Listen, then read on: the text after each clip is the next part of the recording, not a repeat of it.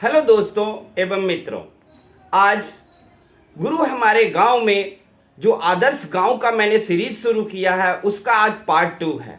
आज हम आपको जरूरी जानकारी देने जा रहे हैं। एक हरियाणा का मेहदीपुर गांव है। आज इसकी चर्चा चारों तरफ हो रही है। हर एक व्यक्ति इस गांव की चर्चा कर रहे हैं क्योंकि इस गांव ने जो कुछ किया है वो एक रोल मॉडल है। दुनिया के लिए, पूरे भारत के गांवों के लिए एक रोल मॉडल बन गया है। कुछ सालों या वर्षों पहले हरियाणा के इस मेहदीपुर गांव को कोई नहीं जानता था, लेकिन आज इस गांव को भारत के कोने कोने में जान रहे हैं लोग। क्यों? क्योंकि इस गांव ने जो कुछ किया है अपने आप को आत्मनिर्भर बनाने के लिए, अपने आप को मजबूत बनाने के लिए, इस गांव ने जो कुछ किया है वो बहुत ही ज़्यादा काबिले तारीफ है। सबसे पहले इस गांव के एक संजीव कुमार से मिला। संजीव कुमार बताते हैं कि हम गांव के लोग अपने गांव को तीर्थ मानते हैं। वैसे हम भारतीय लोग अपने गांव को बहुत सम्मान करते हैं और तीर्थ तो मानते ही हैं, तो तीर्थ मानते हैं। संजीव कुमार जी कहते हैं यही कारण है कि यहाँ पर में एक ग्राम विकास समिति बनाया गया।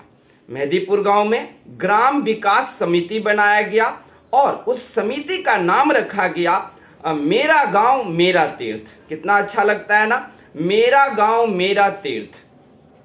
हम केदारनाथ, बद्रीनाथ, जहां तहां तीर्थ जाते हैं, लेकिन अगर हम अपने गांव को ही तीर्थ बना दें, जहां पर में सभी लोग खुशहाल हो, सबको रोजगार प्राप्त हो, सब आत्मनिर्भर हो, तो इससे बड़ी बात क्या होगी। और यही है हमारा असली तीर्थ।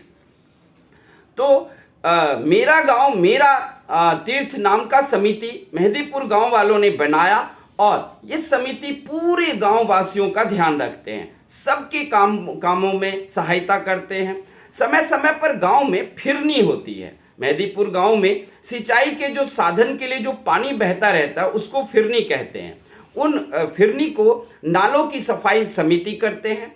यही नहीं, कूड़ा कचरा एकत्रित करने का भी ये काम करते हैं और 40% तक पॉलीथीन का प्रयोग मेहदीपुर वासियों ने कम कर दिया है।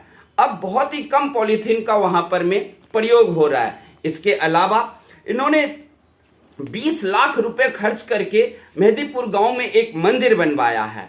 यह मंदिर सामाजिक समरसता के लिए जाना जाता है और यहां पर में सभी धर्म के लोग और सभी जाति के लोग यहां आ सकते हैं। ये इस मंदिर की सबसे खास बात है। दूसरी तरफ इस मंदिर में हर एक साल जो है भंडारे का 2 बार आयोजन होता है। 2 बार आयोजन करने से यहाँ पर में भंडारे होते हैं। गांव के सभी जाति और सभी धर्म के लोग आकर के इस भंडारे में प्रसाद ग्रहण करते हैं।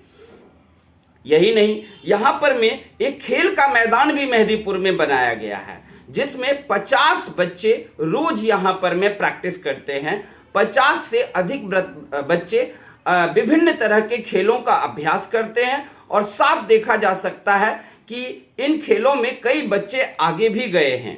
गांव को बाहरी दुनिया से भी जोड़ा गया है। उसके लिए 2 मुख्य मार्ग समिति ने तैयार किया है। इस गांव की जो समिति है, जो मैंने अभी बताया, समिति का नाम है मेरा गांव मेरा तीर्थ। इन्होंने 2 रास्ते निकाले हैं गांव को बाहरी दुनिया से जोड़ने के लिए, जो कि आपको यमुना रोड और मुरथल रोड है।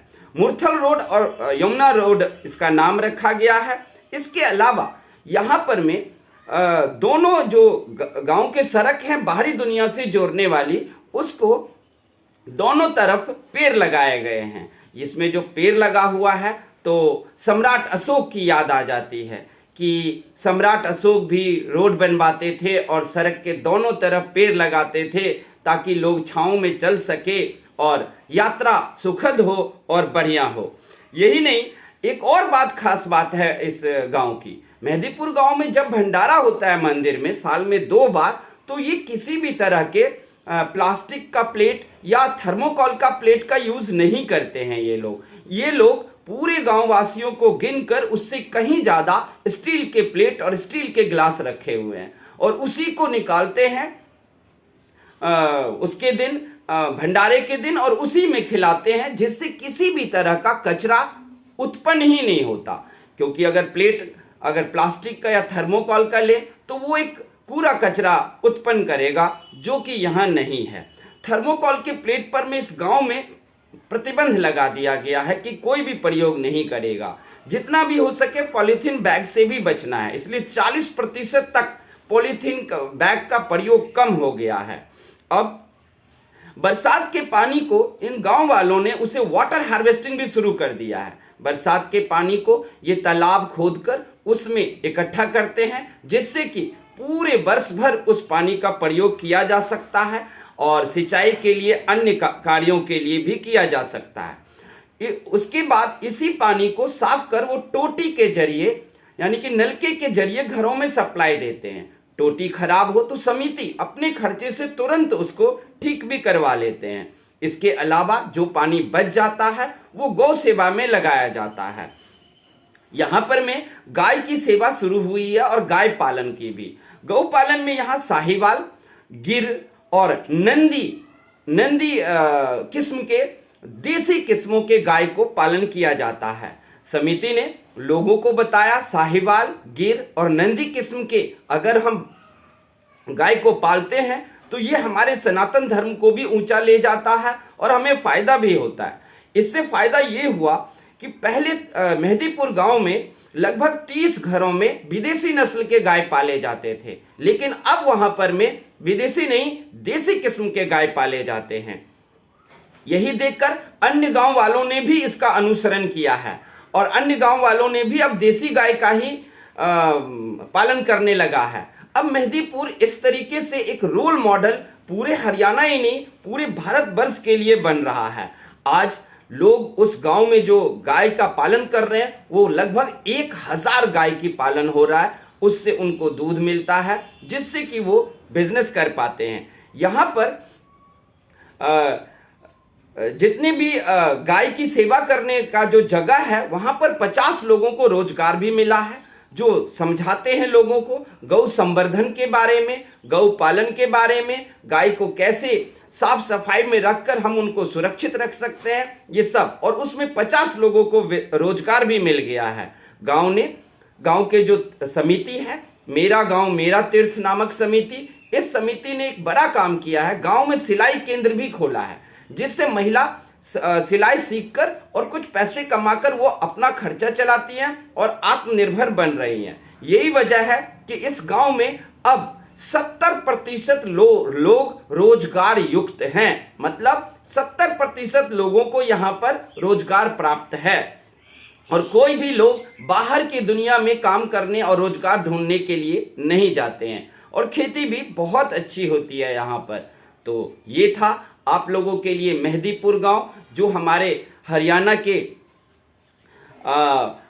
में है। और इस गांव को जो है वो इतना अच्छा हो गया है कि हरियाणा नहीं, पूरे भारत के लिए एक रोल मॉडल बन रहे हैं। स्वच्छता, पौधारोपण, सामाजिक समरसता, गौ संवर्धन, जल संरक्षण, वाटर हार्वेस्टिंग, संस्कार और धार्मिक संस्कार, सब कुछ यहाँ पर पूरी तरीके से दिया जाता है और सभी लोग खुश हैं, आनंदित हैं। तो ये जानकारी आपको कैसी लगी आप हमें कमेंट करके बताना। अच्छे लगे तो आप हमें हमारे चैनल को सब्सक्राइब करना और कमेंट करना, लाइक देना। थैंक यू, धन्यवाद, जय हिंद।